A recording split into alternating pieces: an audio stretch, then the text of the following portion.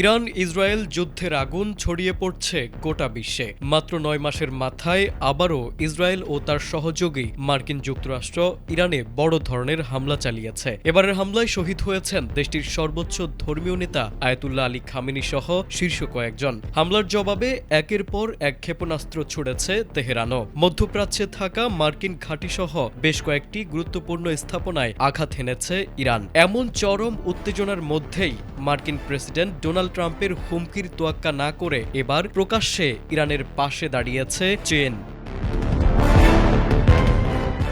চীনের পররাষ্ট্রমন্ত্রী Wang Yi সোমবার ফোনালাপে তার ইরানি সমকক্ষ আব্বাস আরাগচিকে জানান, যুক্তরাষ্ট্র ইসরায়েলের হামলার বিরুদ্ধে আত্মরক্ষায় তেহরানকে সর্বোচ্চ সমর্থন করে বেইজিং। ইরানের সার্বভৌমত্ব, নিরাপত্তা, ভৌগোলিক অখণ্ডতা ও জাতীয় মর্যাদা রক্ষায় শক্ত অবস্থান নিয়েছে চীন। পররাষ্ট্রমন্ত্রী ওয়াং ই অভিযোগ করেন, যুক্তরাষ্ট্র ও ইসরায়েল ইচ্ছাকৃতভাবে ইরানের বিরুদ্ধে যুদ্ধ উস্কে দিয়ে জাতিসংঘ সনদের উদ্দেশ্য ও নীতিমালা লঙ্ঘন করছে। তিনি জানান, চীন জাতিসংঘ নিরাপত্তা পরিষদের প্ল্যাটফর্মের মাধ্যমে যুদ্ধ বন্ধে গঠনমূলক ভূমিকা রাখতে প্রস্তুত।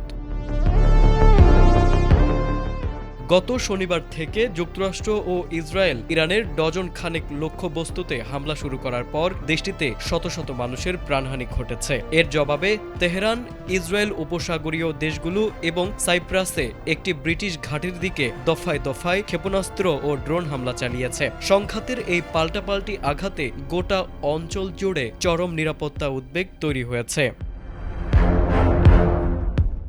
এদিকে সংঘাতে এখন পর্যন্ত ৪ জন মার্কিন সামরিক সদস্য নিহত হয়েছেন। প্রেসিডেন্ট ট্রাম্প সতর্ক করে বলেছেন, ইরানের সঙ্গে এই যুদ্ধ কয়েক সপ্তাহ পর্যন্ত স্থায়ী হতে পারে। তবে বিশ্লেষকরা বলছেন, পরিস্থিতি দ্রুত নিয়ন্ত্রণে না এলে তা পূর্ণমাত্রার আঞ্চলিক যুদ্ধে রূপ নিতে পারে, যার প্রভাব পড়বে বিশ্ব রাজনীতি ও অর্থনীতিতে।